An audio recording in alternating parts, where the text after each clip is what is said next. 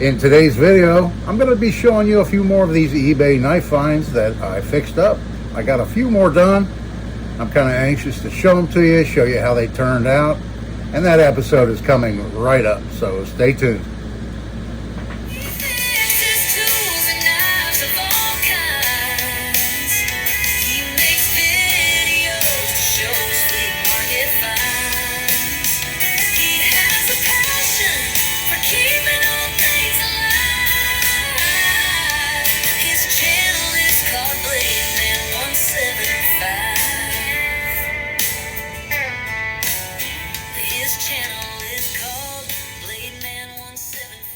Hello everybody, and thanks for coming back for another video. This is Dave. Glad you're with me out here in the shop today.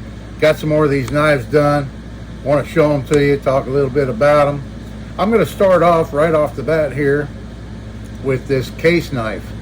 So I did a short video on this asking for information about it, and y'all came through.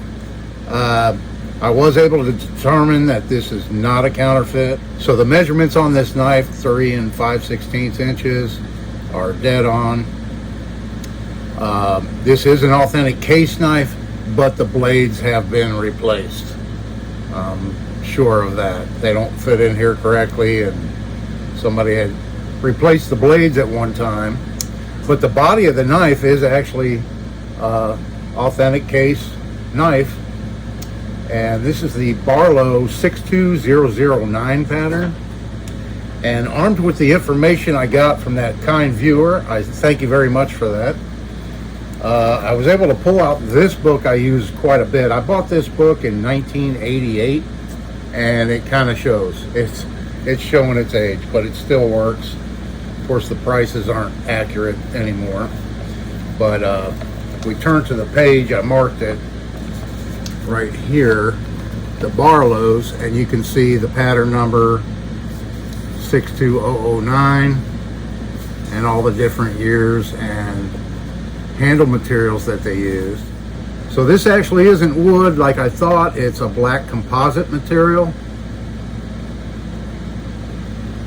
and it shows the only ones it lists in here with black composite is 1940 to 1945. And then there's another one down here somewhere that says the 1940s. And I did find a little bit on the internet, and I found one place said it was 1940 to 1949 for this knife. Yeah, back in '88, this had a value of $110. Of course, that's in excellent condition with not replaced blades in it and that type of thing. But basically, all I did was clean the rust off of it. The bolsters were fairly rusty. I cleaned up the blades just a little bit. And that's all I did to this knife. So I wanted to show that to you and give you a little bit more information that I found out about it. I love it when people help me out like that. I try to be accurate in my videos, and sometimes I get it wrong. And here's another example right here. This guy right here, the Shrade Walton, I incorrectly was calling this a tiger stripe, and that's not right. This is the butter and molasses celluloid. Butter and molasses. Kind of looks like butter and molasses, I guess, on that side. This side, it looks more like butter and caramel, I think. But I was going to replace these scales. This back side, the celluloid, was starting to really tarnish out these bolsters, but I opted to just fill the crack in with some super glue, and there's a little crack here too I filled in, and polish it up. And the blade on the back side here, I mean, here on the mark side, the knife is beautiful. This would be a great display knife, just like this. If you wanted to display this knife just like this, it looks really good. But then on the pile side, you've got the crack and corrosion in this blade. And I sanded and sanded, and I got some of it out, but I didn't want to go anymore and try to get all of it out or make the blade too thin. So I just stopped it right there. and gave the knife a good cleaning and a good oiling,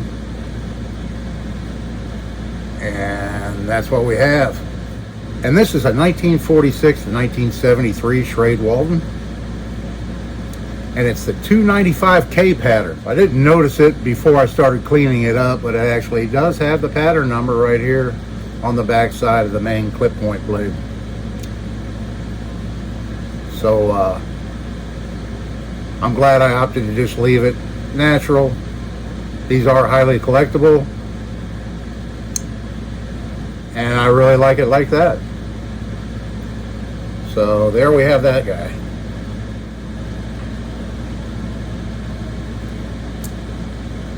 Drinking a little coffee this morning out of my Massey Harris Pony cup. My sister got me this cup. This was the first tractor I ever drove when I was a little youngster. Massey Harris Pony, great tractor. The next knife that I have to show you is this Queen, and here's what it looked like when we started.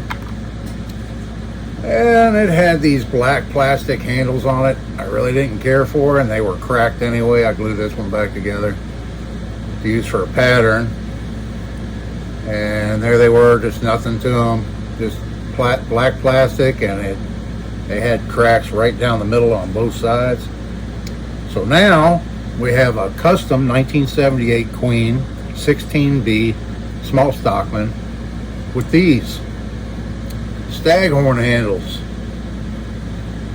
They're quite a bit different on each side. So I dyed the stag with potassium permanganate, and I like using that. It kind of makes the stag look old, and that's how they turned out. Pretty nice tight fit on the handles.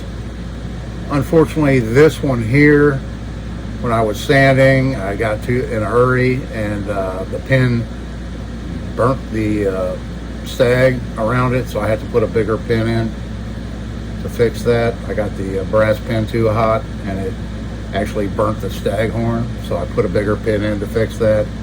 But other than that, I really didn't do too much to the blades or anything. I just made some new handles for it. They're all in really good shape. 1978 Queen 16B Stockman with all three blades intact and full. Yeah, really good action, and turned out to be a pretty nice knife. So there's that one. And then next up we have this buck fixed blade, and here it is here. The edge had quite a few chips in it I had to remove. I put a little bit of an edge on it, but I'm going to do some more work on it. Put it on my wet wheel, get a nice bevel on it. But I cleaned it up, polished it a little bit. And this is that buck with the script tang. So I did a little more research on this knife, and I also made a sheath for it. I'll show you here in a second. So this knife is identical to a Buck 107 Scout knife. It's 7 5/8 inch overall. However, this knife came out of the Empress Trio Royalty kitchen knife set. And this was the smallest knife in that knife set. Here's a picture of that knife set. And the only difference really in all the construction of the knife is the Buck 107 was actually stamped Buck 107 on it in their regular type font, and this one has the script font, and they use that on the kitchen knife sets, this script font that they used here. That's the only difference in the knife construction. So the Buck 107 actually did come with a leather sheath, a black leather sheath. So I made a sheath that is very similar. It's not black, but it's very similar to the same style sheath that this knife originally came with. And I knocked this sheath out yesterday. I just put some finish on it today and got it done, but very, very similar in shape and everything of the original Buck sheath that the 107 came with. And from what I read, that Empress Trio set, the Empress Trio Royalty set of kitchen knives, was manufactured between 68 and 73. So this could be as old as 68 to 73. It's in really good shape, other than it having those, I said, those chips in the edge, or somebody was cutting something they shouldn't have been cutting with it. And it had a few scratches that I was able to get out of the blade. It came out really nice.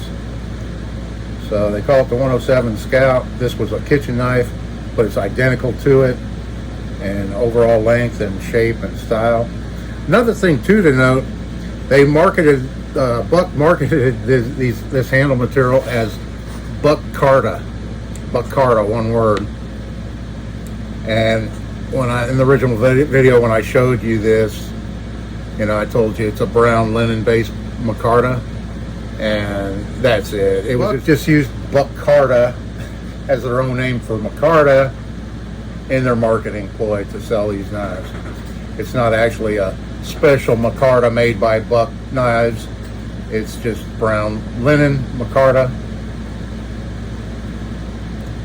And so there's that one. Fits really nice in the sheath, nice and secure in here. So a little belt loop. It's a fairly heavy leather, so I put in just a thin piece of leather for the welt in this one, so that it wouldn't be so thick right here. Using this same leather for the welt would have made it just really, really thick there, like I've done in the past. So this time I just used a thin piece for the welt, and then hand stitched it, and then I riveted on. Before I put it together, I riveted this belt loop on the back. So there we have it, the Buck 107. But this is the kitchen knife version with the Buck script tank stamp. Let me know what you think down in the comments. A little bit shorter video in this one. Got another one coming up, and it's going to be on this guy right here. I put it in my Easy Homemade Liquid Rust Remover. Had it in there for a few hours. And this is what it looked like after I wiped it off. It got all the rust off of this. This is the old PAL Blade Company electrician's knife. And yeah, the liner lock was just solid rust and it wouldn't move. I haven't done anything, like I said, except put it in the rust remover, take it out, wipe it off. And that's what it looks like right now so far. So the next video, I'm going to be working on this. And so come on back and see that video. Really do appreciate it. Do me a big favor, hit the like button, share, subscribe, all that stuff if you haven't already. I really do appreciate it. Really helps out my channel. We're doing really well. It's been growing, and I'm ecstatic over that. So I appreciate everybody watching. I hope you're having a great day. This is Dave. See you in the next one.